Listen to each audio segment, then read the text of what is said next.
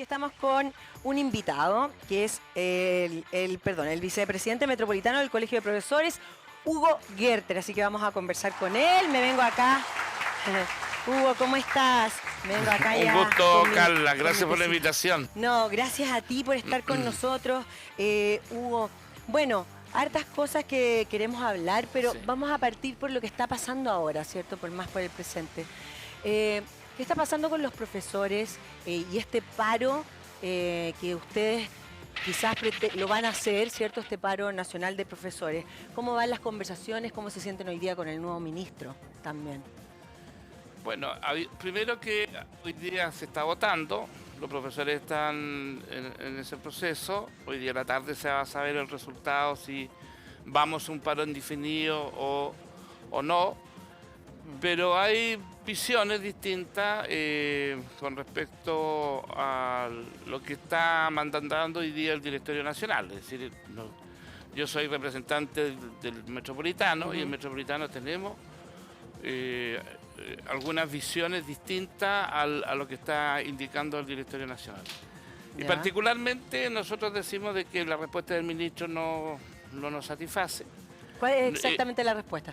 La respuesta del ministro habla de que, por ejemplo, los profesores que están en la deuda histórica, solamente se les va a cancelar al 25%, que tiene mayor complicación, que están con problemas de salud más graves, etcétera.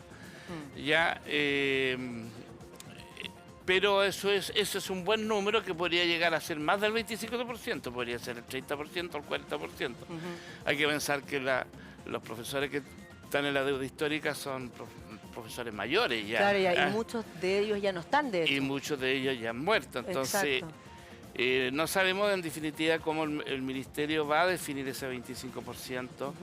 Y ya el otro 75% que va a quedar fuera está reclamando. Es decir, entonces nos parece una discriminación extraña y dolorosa también, porque la verdad es que son todos los que llevan esperando tanto tiempo, 40 años esperando para que se les pague esta deuda. Hugo, cuando el presidente Boric asumió, había una promesa de pagar esta deuda, ¿no? Histórica.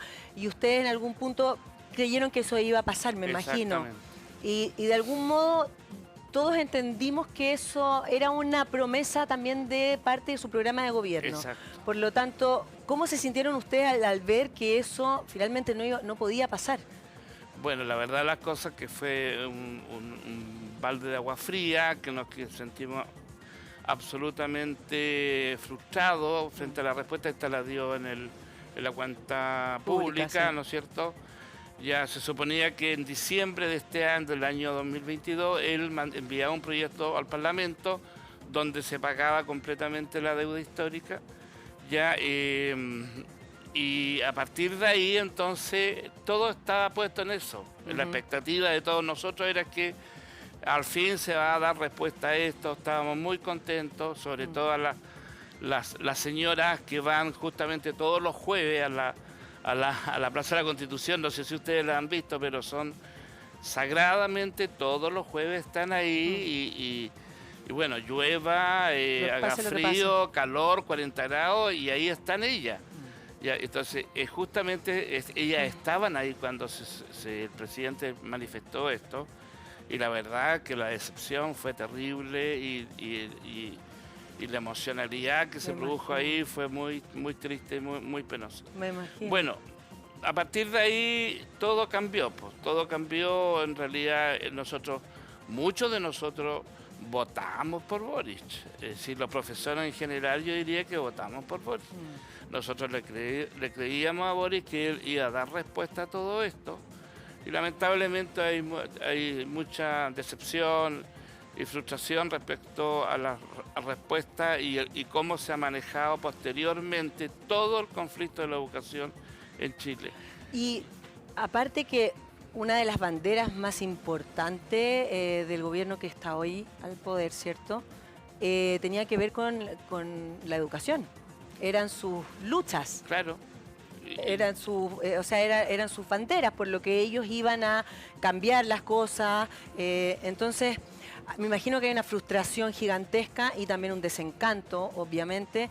Y y me imagino que muchos se sienten engañados o sienten que, porque se dio alguna respuesta también en algún momento, el mismo ministro Marcel, que sin reforma tributaria no se podían tener los fondos como para poder pagar esta deuda.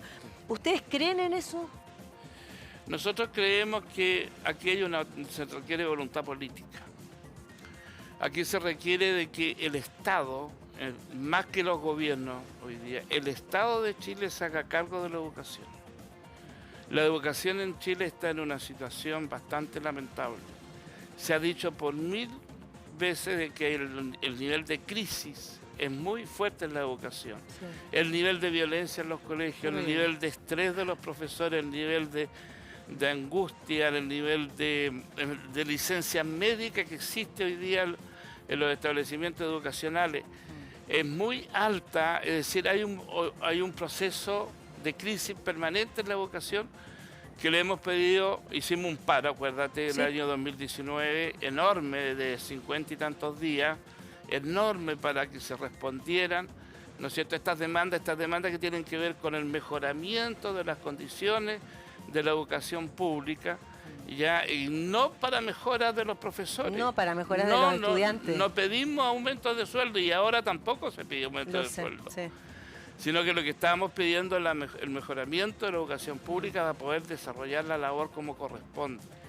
Entonces, fíjate que dicen los indicadores, hay pérdida de matrícula de estudiantes y muchos estudiantes están desertando del sistema. Y es verdad, entonces cuando uno piensa que los estudiantes desertan del sistema, piensa dónde se van esos estudiantes. Claro, a la calle. A la calle, a la delincuencia, al narcotráfico. Entonces, es una necesidad de Estado poder mejorar la educación para retener a los estudiantes. Se necesitan modificaciones profundas en la educación de currículum, revisar la jornada escolar completa. Se necesita por lo menos tener habilitados gimnasios para que los niños puedan jugar fútbol o hacer deporte. Se necesita por lo menos tener un par de instrumentos para que puedan tocar algún instrumento, bandas de rock, etc. Se necesita pensar esta educación pública de otra manera para un país que cambió y para niños distintos. Totalmente. No es lo mismo el Chile nosotros de hoy que nuestros hijos, no tiene nada que ver. Nada que ver, se requieren otras realidades y obviamente parte de esa deserción tiene que ver con esta realidad, pero esencialmente hay cuestiones básicas hoy día que resolver. Básica, mira, un minuto. El tema de la plaga de ratones, que nosotros siempre la sacamos. Lo escuché. Ya, que siempre ponemos ese ejemplo. Bueno, yo estuve en Conchalí hace 3 semanas atrás, justamente en un colegio, donde había una plaga de ratones, pero llegaron, para no suspender las clases, ya hicieron la inseminación ahí, ¿cómo se llama? El proceso de derratización, lo hicieron con los estudiantes dentro del colegio. Entonces, cometen ese tipo de errores tan garrafales que uno dice, ¿cómo estamos pensando todo esto? Entonces, yo creo que aquí necesitamos una voluntad política de hacerse cargo de la educación pública en Chile. Hugo, yo te quiero hacer una pregunta. Hay falta de conocimiento de ciertas cosas, porque yo estaba viendo una entrevista que te hicieron a ti en el de Los que Sobran, no sé, de Los que Sobran, no me acuerdo cómo empieza, un programa que hace la Ale Valle, etcétera. ¿Cómo se llama? La voz de Los que Sobran, sí, exactamente. Y estaba Mario Aguilar también, que Mario Mario ha estado muchísimas veces acá. Sí. Y cuando pasó todo esto de los sostenedores, ¿cierto? Que se supo que se pagaron unos sueldos impresionantes de 200, 300 millones de pesos anuales, cuando supuestamente o sea, el fin del lucro, ¿cierto? Sí, sí. Con Eizaguirre fue. Sí, sí. Ya. Entonces, cuando se descubre esto, uno dice, bueno, ¿y qué pasa entonces con las platas? ¿Dónde se van las platas? Porque también ayer, después de eso, que esto creo que te lo tuviste hace 4 o 6 meses, no recuerdo bien, pero ayer estaban en una mesa en el Senado. Me cambié a la cama al canal del Senado y estaba Yasna Proboste, el ministro de Educación. Bueno, estaban en una mesa conversando sobre el tema de la educación y sobre las platas. Exactamente, sobre las platas que van y que se entregan para la educación. Y les preguntaban si, bueno, ¿iban a usar todas las platas? Entonces uno se pregunta, cuando yo estaba viendo esto, decía, pero ¿cómo no se van a usar? O sea, evidentemente se deben usar todas. Toda la plata que se entrega hay que usarla completamente, porque si no, recién entiendo que si no esas platas, si no se usan, bueno, después te cortan más encima el presupuesto al año siguiente. Sí. Entonces hay como, dicen, hemos puesto más plata incluso. ¿Dónde están esas platas? ¿Qué pasa? ¿Por qué las bajadas o son malas o los programas son malos? ¿Qué pasa con la educación? ¿Por qué las cosas no llegan a donde tienen que llegar? Eso sucede lo que está describiendo en la educación particular subvencionada, Sí. no la educación pública. La educación particular subvencionada es tierra de nadie hoy día. Los profesores viven situaciones de estrés, de agobio, de violencia, y no tienen ninguna posibilidad de defensa, porque ni siquiera tienen organización en los distintos colegios, ni sindicatos, y los que hay son muy poquitos. Sí. Pero en el tema de las platas, el tema de las fundaciones, que está de moda hoy día. Bueno, de hecho los directorios, me metí ayer a ver los directorios. Bueno, ahí te vas a dar cuenta que ahí, en estos colegios, hay estas fundaciones que están hechas justamente para engañar el sistema. Están diseñadas para ver cómo, por ejemplo, un sostenedor se paga un sueldo de 300 millones de pesos al año. Ya, sueldos enormes. Hay una lista enorme que publicó el diario El Ciudadano, si no me equivoco, ya de todos estos sueldos multimillonarios que se pagan a los sostenedores, que son plata que tienen que destinarse a la educación de los niños, ya, y que ellos se la echan al bolsillo directamente, se la echan al bolsillo. Y por otra parte, nosotros hemos estado en movilizaciones y acompañando a dirigentes de distintas organizaciones de colegios particulares subvencionados, donde hacen paro de un mes para lograr subir el bono de alimentación de 7 lucas a 10. Sí. No, si me encima, aparte que las cosas que piden son irrisorias, son mínimas. Son mínimas, porque obviamente dicen no hay plata, no hay recursos, y si te gusta te vas, si no te gusta te vas. Esas son las respuestas que dan los sostenedores en los colegios particulares subvencionados. Los profesores están absolutamente a la deriva, no tienen defensa. Ya, y bueno, yo estoy a cargo en el departamento en el colegio de profesores del departamento de los profesores particulares subvencionados, y las realidades que me cuentan son atroces. Es decir, esas no aparecen en la televisión. No. Eso no se cuenta mucho, pero hay una realidad totalmente abusiva al máximo en el sistema ya de educación de los colegios particulares subvencionados. Ahí tenemos la noticia que ahí está, del Ciudadano. Trabajadores de la educación busca terminar con millonarios sueldos que se autoasignan sostenedores de colegios particulares subvencionados. Exacto. Sí, y uno empieza a investigar, porque a veces uno lee, claro, y después hace la bajada de la noticia, pero es interesante empezar a mirar más allá, empezar a entrar a estas fundaciones, ¿cierto?, que hacen estos colegios, que son a veces 30 colegios, pero no estamos hablando de un sostenedor cuando tiene un colegio. Estamos hablando de que tienen... claro, estamos hablando de los colegios SIP. Exacto. De los Legionarios de Cristo. Exacto. Y de otros muchos más. Sí. Entonces, y particularmente te voy a contar la anécdota de uno en Temuco, del Camilo Enrique. Ya, en sus declaraciones ellos dicen que gastan alrededor de 500 millones de pesos al año en jardines. Y resulta que no tienen jardín en el colegio, tienen todo pavimentado. Es decir, ese tipo de situaciones y burdas, la dirigente de ese colegio me dice a mí, pero yo he hablado con los seremias allá, le he planteado la situación a la autoridad, y no hay respuesta de la autoridad, no hay fiscalización, no pasa absolutamente nada. Por eso te digo que están absolutamente abandonados, ¿no es cierto?, a la deriva ellos, porque no tienen dónde acudir. Entonces, por eso acá aprovecho para pasar el aviso, ya de que estamos organizando una asamblea súper importante para los profesores particulares subvencionados, para este viernes a las 5:30 de la tarde, justamente para revisar estos problemas y estas situaciones que ustedes mismos han denunciado, y que la estamos organizando de tal manera de hacer una presentación formal al gobierno respecto a que tiene que atender también el sector particular subvencionado por el nivel de abuso que allí existe. Entonces, que dejo invitados a los profesores y a los dirigentes de distintas organizaciones ahí a que concurran el viernes a las 5:30 en el Colegio de Profesores, en la Casa del Maestro.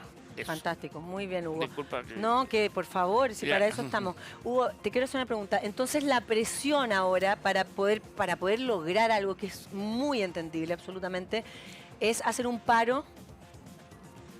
Digamos, acá hay un proceso de paro que viene caminando hace rato. Sí, sí. Partimos con 1.24, seguimos con 1.48. Y así la respuesta del gobierno no era satisfactoria y vamos a esta consulta para ver si seguimos con el paro indefinido. Hoy día vamos a saber la respuesta de eso. La verdad es que nosotros consideramos, varios dirigentes del Colegio de Profesores, consideramos que la respuesta es insuficiente. Entendemos que parte del Directorio Nacional considera que es suficiente y como que está direccionando el proceso a que se apruebe. Claro, está dividido, pero... Está dividido sí. esta situación, Qué complicado, pero igual. que siempre en el Colegio de Profesores ha sido así. Hay una cosa, porque hoy día la prensa ha planteado de que hay división en el Colegio de Profesores, que los liderazgos de Mario y de Carlos entonces dividen el colegio. Y la verdad la cosa es que siempre en el colegio ha habido distintas miradas, visiones y discusiones y intercambios. Así que no es extraño que pase esto porque es así. Los profesores somos jodidos, somos pensantes. Obvio, claro, obvio. Por eso, claro, porque tienen lo que debiésemos tener todo, educación. Claro. Ahora, obvio, por eso es tan complicado. Oye, Hugo, pero, a ver, ¿qué pasa? Porque evidentemente yo creo que hay profesores, seguramente que dicen, bueno, que me paguen un poco antes que no me paguen nada. Claro, hay gente que está conforme con lo que están dando y bueno, votará a bajar el paro. Claro, que en el fondo ahí está la negociación que deben hacer, pero obviamente ustedes necesitan una respuesta mucho de mejor calidad. De mejor nivel, de mejor calidad, claro.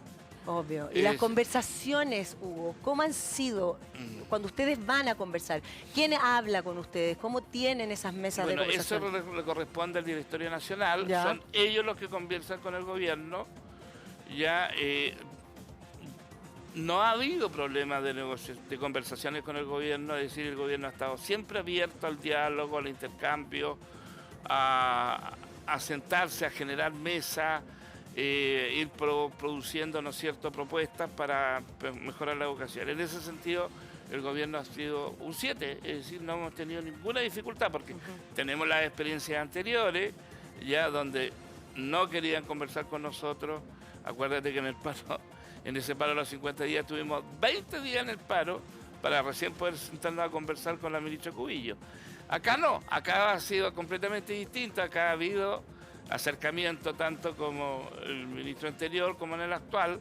Hay un acercamiento permanentemente y diálogo, pero el problema acá es la efectividad de la respuesta, es decir, hemos conversado, los diagnósticos están, se han planteado soluciones y las soluciones que nosotros queremos están muy distantes a las propuestas y la respuesta que está dando hoy día el Ministerio de Educación. Entonces el problema es la voluntad de llegar a resolver los problemas reales de educación pública y ahí es donde nosotros sentimos que no está esa voluntad aún. No hay un entendimiento profundo, global, cabal, ya de la real situación en que está hoy día la educación pública y yo diría la educación en general en Chile. Sí, pero ¿tú crees realmente que no se sabe eso? Yo creo que, o sea, todos tenemos claro que la educación en Chile está muy mal, hace muchos años. Exacto. Y que evidentemente con la pandemia era lógico que iba a pasar todo lo que ha pasado también. Fueron 2 años en los cuales los niños estuvieron en las casas y nosotros ahí nos dimos cuenta de lo que es un profesor, de la labor de un profesor. Fue impresionante porque de verdad uno se veía como... ¿Cómo le enseño?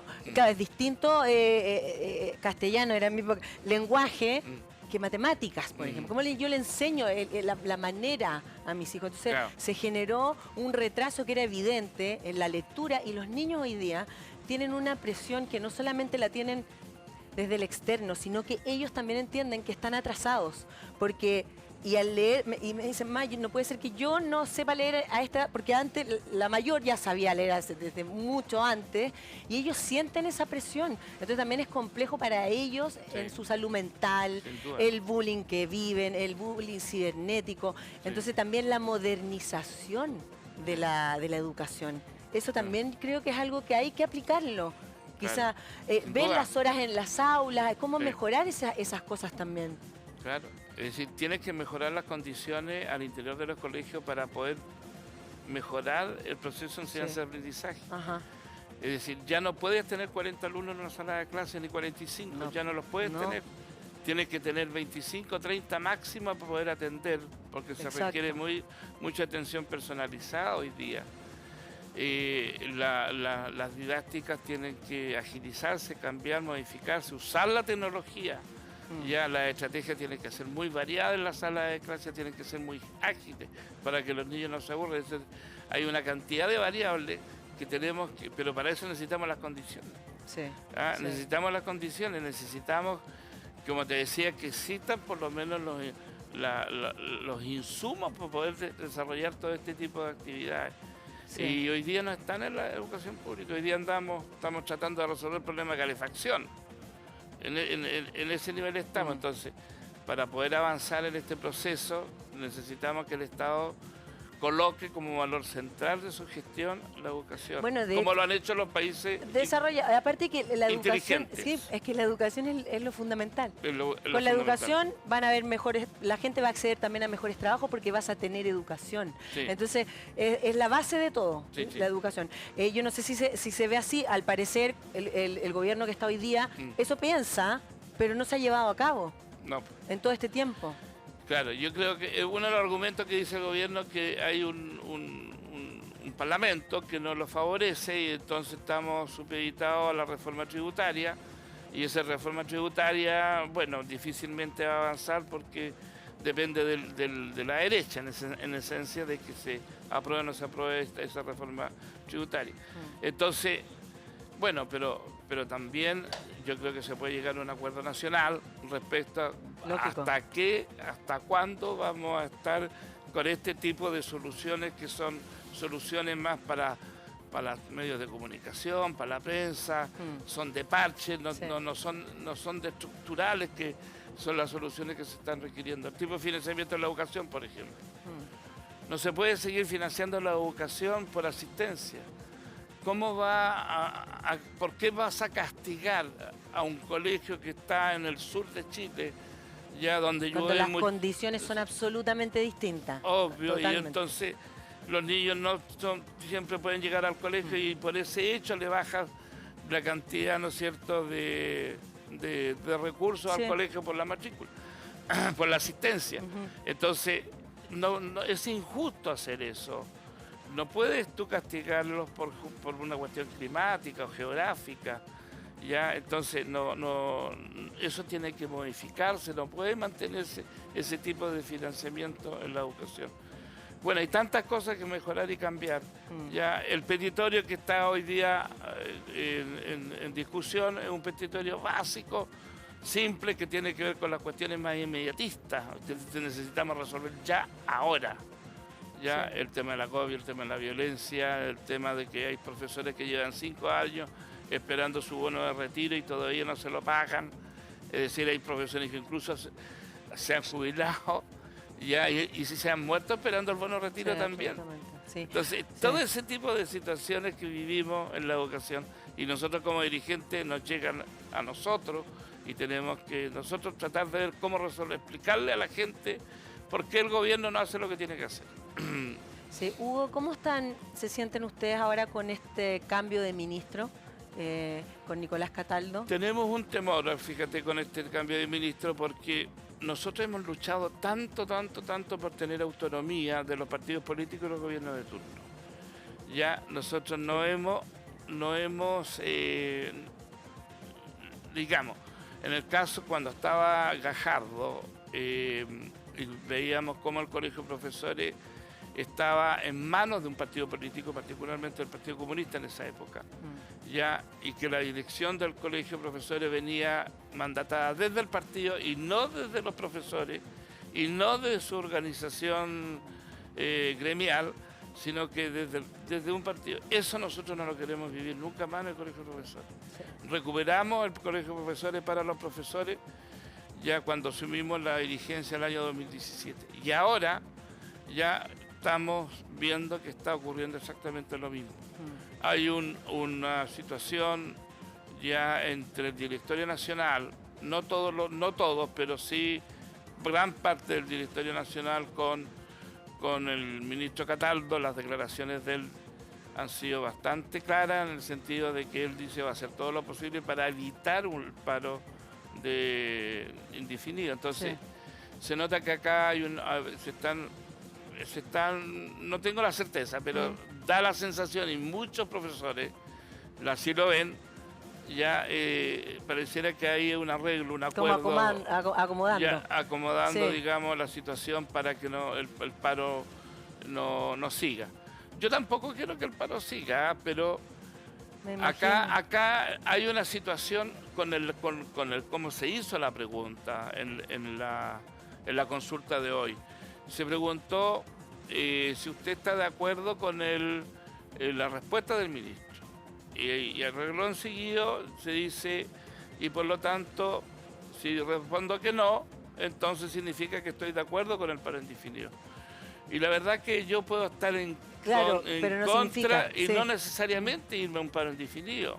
Puedo buscar otro tipo de movilización. Entonces, amarraron eso y va a hacer que justamente muchos profesores no van a querer el paro indefinido por la época, porque estamos fin de año, porque viene el 18, porque ya las cosas se aceleran de una manera distinta, los espacios para recuperar ya no están.